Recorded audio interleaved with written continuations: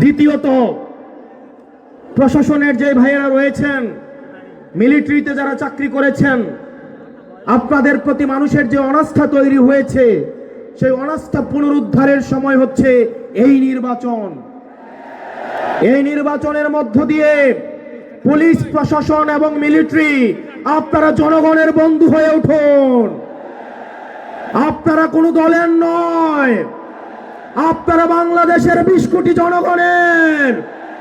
আমরা আপনাদের কথা দিচ্ছি, আপনারা বিএনপি হওয়ার দরকার নাই, আপনারা জামাত হওয়ার দরকার নাই, গুলশানে লাইন দেওয়ার দরকার নাই, ধানমন্ডিতে যাওয়ার দরকার নাই, মগবাজারে যাওয়ার দরকার নাই। আপনাদের বৈধতা কেবলমাত্র জনতা। আপনারা বেনজির হারুনের ঘটনা ভুলে যায়েন না, আপনারা ওসি প্রদীপের ঘটনা ভুলে যায়েন না,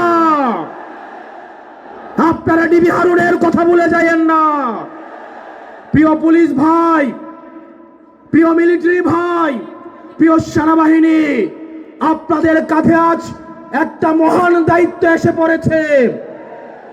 আপনারা কত স্বচ্ছ, নিরপেক্ষ এবং অংশগ্রহণমূলক নির্বাচন জাতিকে উপহার দিতে পারেন, সেটার মধ্যে আপনাদের আস্থা ফিরে আসবে। আপনারা কোনো দলের গোলামি করার দরকার নাই।